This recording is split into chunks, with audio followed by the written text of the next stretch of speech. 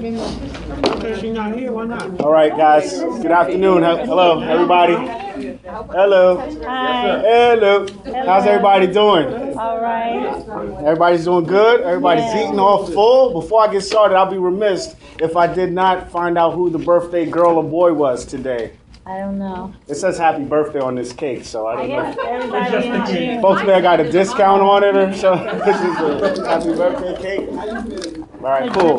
Month of June. Okay. People. Month of June. Okay.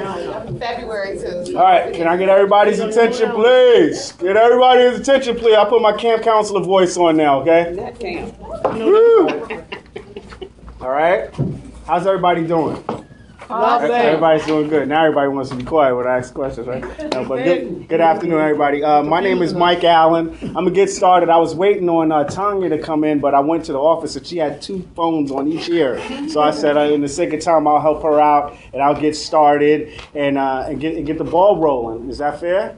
All right, and you guys can eat and snack and chime on in. It's always great to be back at Manicare. You guys are my extended family members. Always see new faces every time that I come in here, so that's good. That's showing a lot of growth within your organization.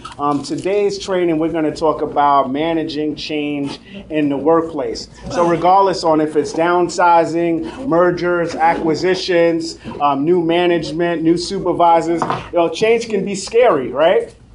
Change can be absolutely scary. Yes. I have a 6-year-old daughter, and together we were walking in my backyard, and we found a little caterpillar on a tree. And she says, "Wow, Dad, this is great. Let's get a jar and put it in a jar." We put it in the jar, it turned into a cocoon, and then it turned into a butterfly, and we had to let it go away. And it was all beautiful, all of the colors on the wings, and it flew away. She says, "Daddy, I want my caterpillar back." So you can't get it back, right? And that's how we are within the organization. So change can indeed be very scary for us, and we kind of want to stay with what we are used to. So today we're going to talk about the change process and how to prepare for change and how to make the process less stressful. And we'll look at some different ways on how we can do that, because one thing about change, it is constant and it is pervasive as well. It's something that is inevitable, something that we definitely are going to have to deal with. I'll go through the objectives real quick and then we'll jump on in, okay? So the objectives today are going to understand the types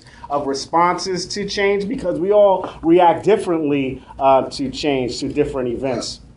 Differentiate between change viewed as loss and change viewed as an opportunity for some new growth, right?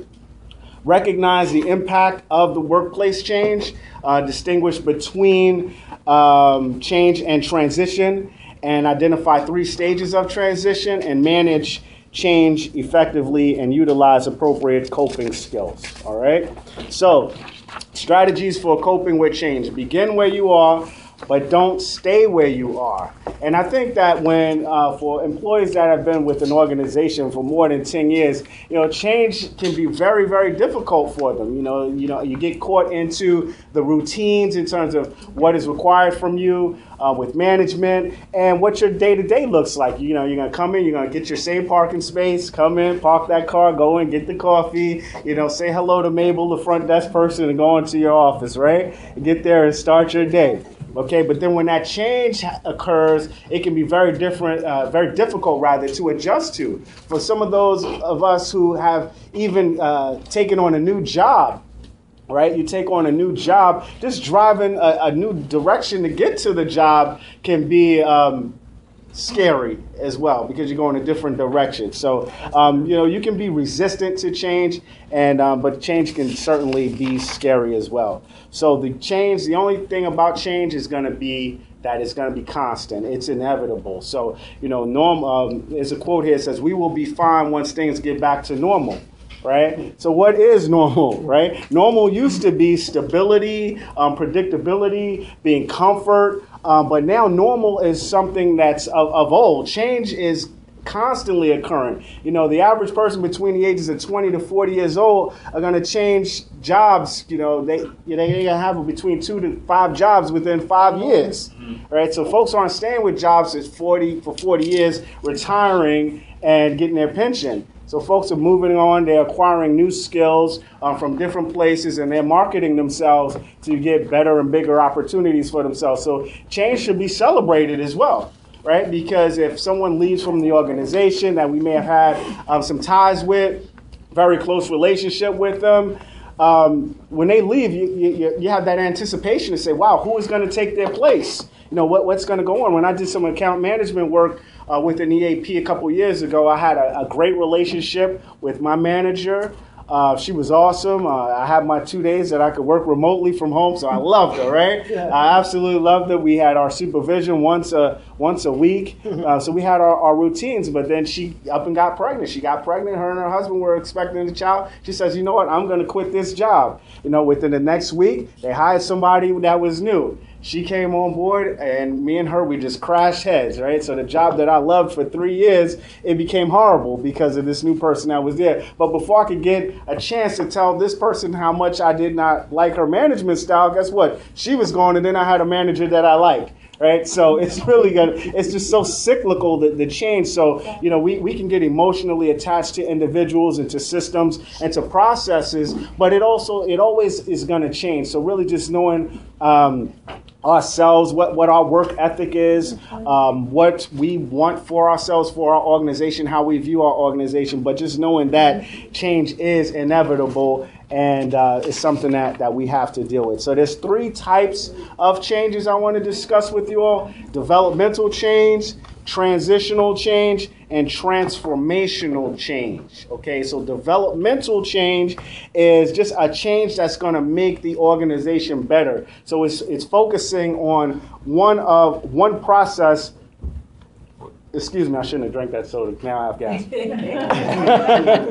But it focuses on one aspect of the organization's process. So intakes, or how you interview prospective clients, maybe the discharge process, whatever the process is, it may just focus on one process that you may see some loopholes in, but you figure if you make some developmental changes to that one process, that it can ultimately make the organization better.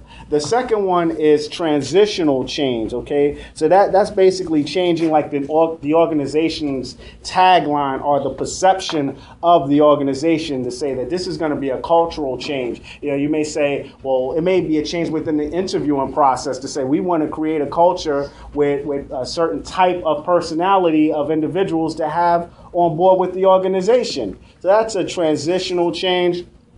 Transformational change is if the organization acquires some new technologies, a new interface, new emails, new website, things of that nature that the employees are utilizing on a regular basis. It could be unexpected competition, right? You may find another competitor that may totally come in and get all of the referrals for clients and taking all of your clients, right? So that's why it's important to do a competitive marketing analysis. You should have someone on your team within the organization that's looking at the other hospices within 5 to 10 miles from here and seeing, what are they doing? How are they getting their clients to the organization? Right? What are their satisfaction surveys? What are they doing different from our organization? And what can we do better than them to make our organization better as well? Or it could be a lack of revenue within the organization, right?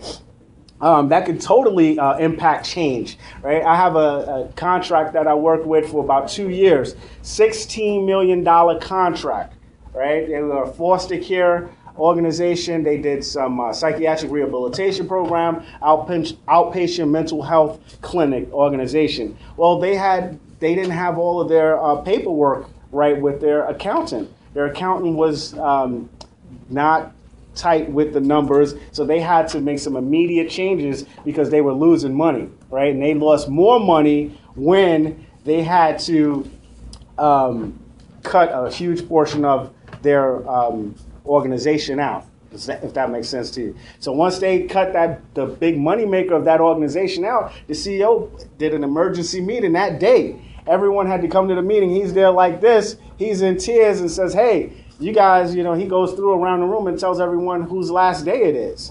And he's saying this in tears, right? Because he built this organization and it's been, in existence for 20 years. So it's just different variables to look at as an organization to say, wow, this needs change, and make sure the I's are dotted and those T's are crossed. Because sometimes as employees, we do some things from the day to day that we don't necessarily, we may not agree with, or we don't know why we have to do those things, but it's always a bigger picture in terms of why we do some things. Is that a hand? Yes, ma'am. I just had a strange question. Can these all be occurring all at the same time? Can they all happen at the same time? Absolutely. And then I'm going to talk about that briefly because it can. You can have all of these changes going on simultaneously. Now, those are only three. These are only three major changes here that I just discussed. But when I was putting this training together, they had a whole web page of about 15 different types of trainings. But I think it's all specific to the organization, to the structure.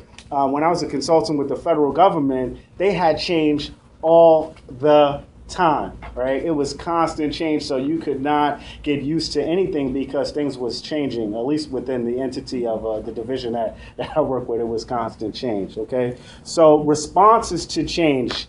It can be a proactive response to say, wow, what are the opportunities that are going to be available for me? So the manager leaves, my manager leaves, my supervisor leaves. Okay, great. How can I move up within the organization? Right? Or if we get a new manager in, maybe I could ask them, can I work remotely? And because myself and my team saw that there was an opportunity for us to do this, and the last manager didn't want to let us or allow us to do this, but someone new may allow us to be able to make these changes that we need that can make it a better place for me to work, because I may be like those folks between 20 and 40 years old who wanted to leave the organization, right? But then a new manager comes on and they have some different initiatives that's going to allow me to, they're going to actually listen to my feedback and then allow me to and listen to my feed forward as well to suggest some things to them, and we could work together as well. So someone said something. She said, what happens after 40?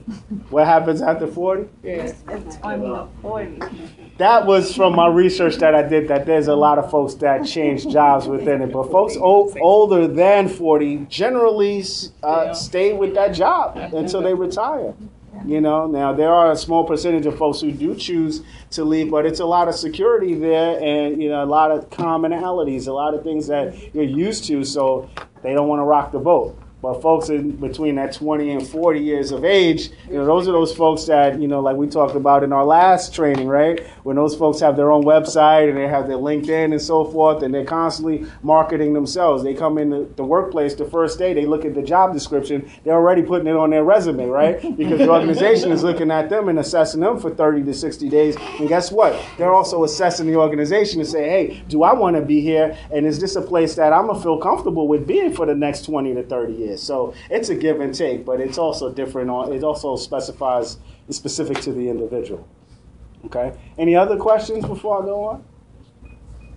All right, cool. All right, so the reactive response, people, these are the individuals that sort of coexist with change. They just sort of go with the flow. They say, well, I may benefit from this. I may not. Thank God I got a job, so I'm just going to deal with the changes as I go along. I don't want to make any noise. I don't want to get anybody to focus on me specifically. So factors affecting responses to change. External elements. So anybody looks at the news, right? You see that we are in a recession. So a job is something that's very valuable right now. So you don't want to rock that boat. You don't want to rock that boat. So again, change is pervasive, but, just looking at the news and seeing that, we are in a recession and how important a job is, you don't want to do anything that could put you in a position to lose your job.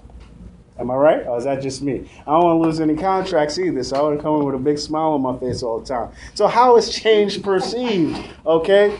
A new manager. Process. We always have personal feelings about it. We always have personal feelings about different people that come in. But it's how do we express those feelings to other individuals? Of course, we want to talk about it. We have questions about it. And, you find you have your little cliques and so forth that you may feel more comfortable with at the workplace talking about those changes, what you're anticipating. So you have folks that you're more comfortable with than others.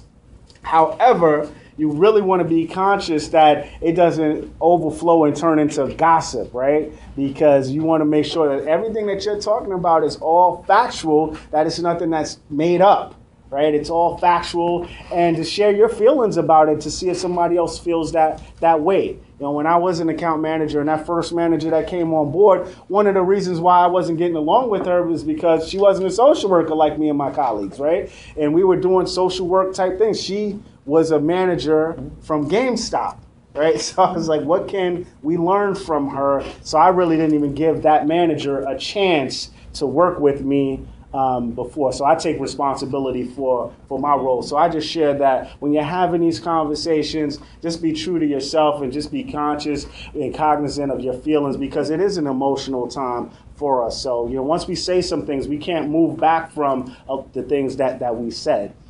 Okay? So, multiple simultaneous changes is like what you just talked about. I mean, there's so many changes going on at one time. It's like, you know, juggling a lot of balls. You know, you can get new managers, new management. You can change the office location. You can get a whole new interface, a whole new email system, website system, tagline, change of colors, so forth of your uniforms. Anything can happen at so many at one time.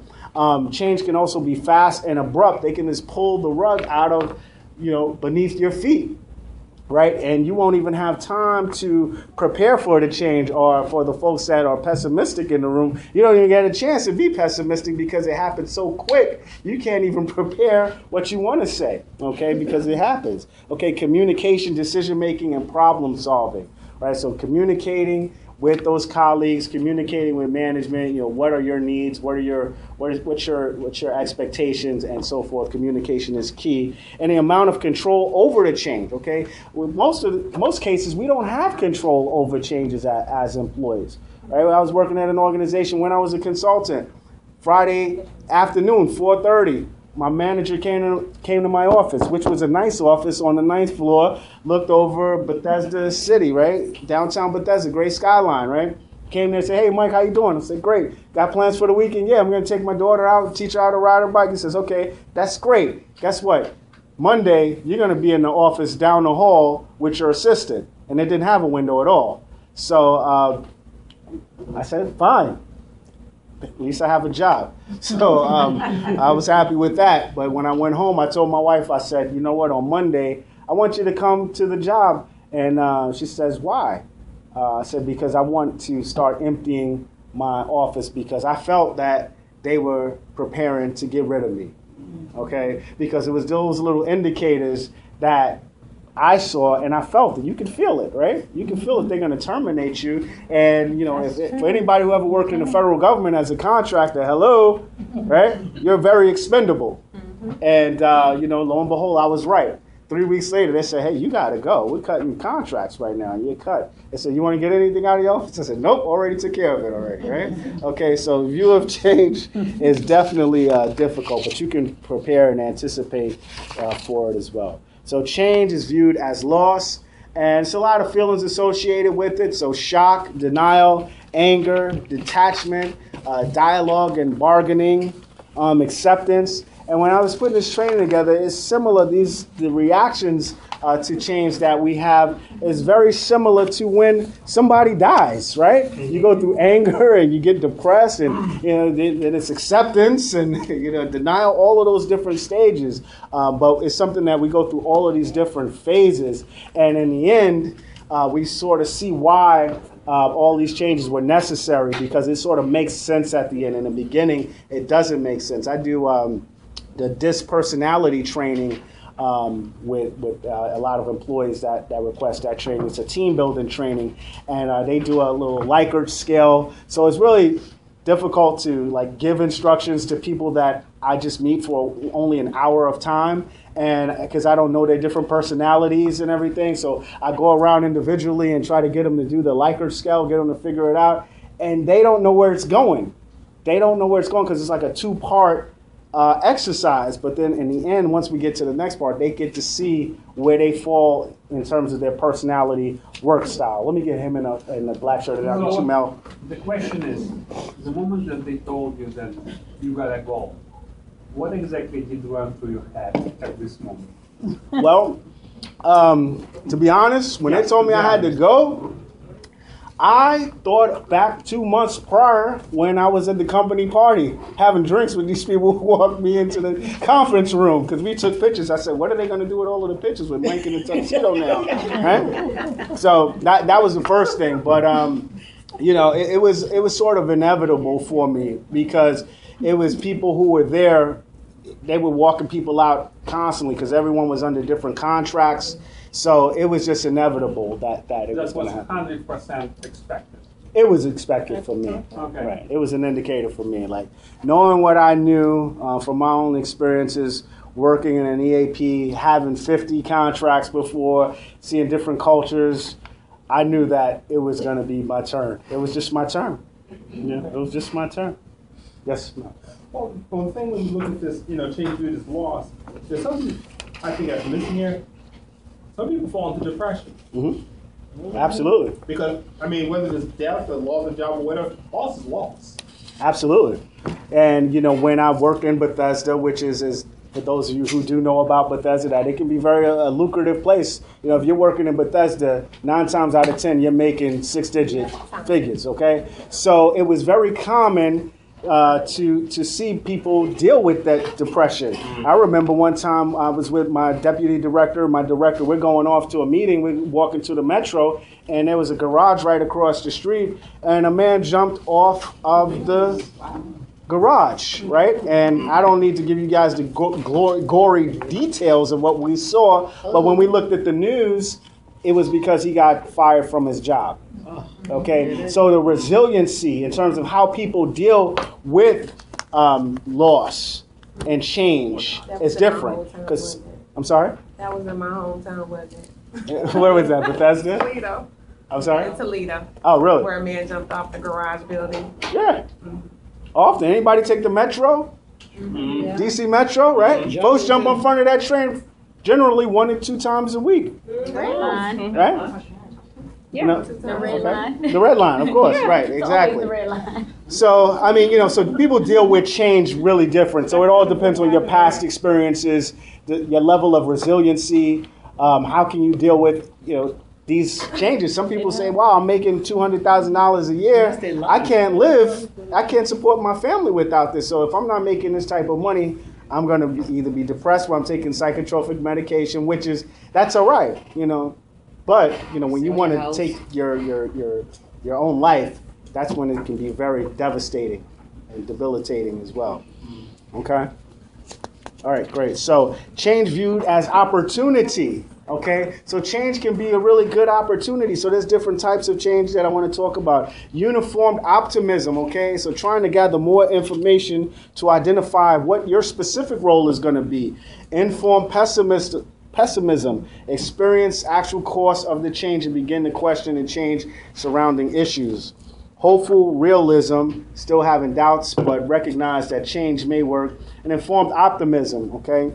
More confidence about successful incorporation. Employees are more open to change because, again, you may not like the situation that you're currently in. So having some change, you may say, wow, it may get a little bit better. So this change is needed and welcome. And completion, recognize that the costs surrounding change are worthwhile. Commitment is solidified. Right? So it involves a process, but it was an involved process, but it was worth it at the end. So you can see the positive change within the organization, within the morale, and so forth. And change and leadership, okay? Growth in any organization is dependent on the ability of the leaders to communicate with the staff. So it's based on effective communication, right? But it's also being able to motivate and inspire those employees about this change to let them know, well, this is why we're doing this, and this is how this organization is going to be better. So it takes some buy-in from the staff, from management. But those supervisors, those managers are those head coaches and those special team coaches to get the team out there, to get the organization out there to ultimately win the game. Okay, so change and leadership continue. Okay, so those leaders, they should meet with those employees one-on-one to find out what motivates you. All right, to find out, what sort of changes do we need to make this a better organization? Because if the employees are doing the work every day, then they know what's going to make the organization better. Am I right? if you're doing it every day, you know what can make it better for you and for your colleagues. So that's those supervisors need to talk to the employees to get that. How flexible are they with that change as well? And just knowing what motivates that employee to be the best employee. So managing resilience during change. In order to be resilient, you have to be positive, flexible, focused, organized, and proactive. Right? You got to be proactive and be wanting to change, be welcoming to change. Change and loss. The things we deal with as an organization when there is change, right? Potential changes in an organization. You have new priorities, reassignments, reorganizations, restructuring, budget cuts, downsizing, relocation, so forth. Any of those variables can take place when you're having change, okay? Potential losses for employees, things that you can lose, is project assignments, right? You can lose an assignment, you can get more responsibilities placed on you, you could get a promotion, salary, benefits, different structural changes, your status, your turf, right? You may move to another location, trusted relationships, right? Someone that you are working with, a fellow employee, a colleague, they move on to another job. You know, that it's tough to recoup from that, right? I work with people that I, regular basis. We go to lunch together, right? We talk about our kids together. We help motivate each other. We do things together at the workplace. But then they up and leave, right? That change affected me too. I was depressed, right? Not to the point where I needed psychotropic medication, but I was depressed to the point where I missed my friend, right? And that was real because when somebody else comes in, you look at that person and say, man, I don't know if I'm going to go out and have coffee with them in the morning or go to lunch with them. So it's just something tangible that we all deal with on a regular basis. So I have 6 questions that I want to have you guys complete. It'll be about 5 minutes to do that. Folks are like, man, well, I have to do some work. It'll take a minute just to get it around the table. I'll tell you when the time starts. Okay. Kristen. It didn't start yet. But we can't start writing? Yeah, you can start. If you get it, start. I'm just joking. Please start it. As soon as you get it, just start writing, please. Our followers. Please be as honest. Guys, just please be as honest with these answers, with these questions and your answers as you possibly can. I won't ask you to give anything, to verbally talk about your answers. Thank you.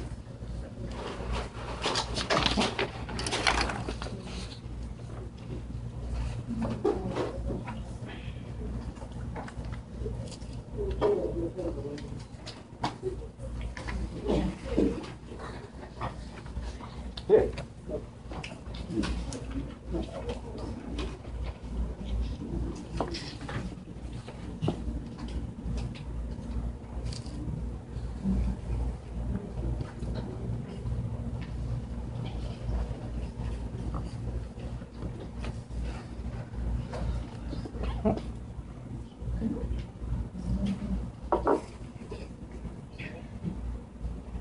Just walk around and make sure it's full time sheet.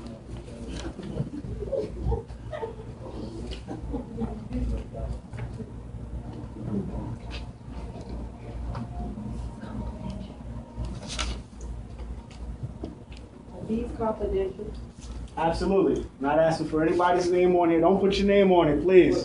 What about fingerprints? We're not taking those.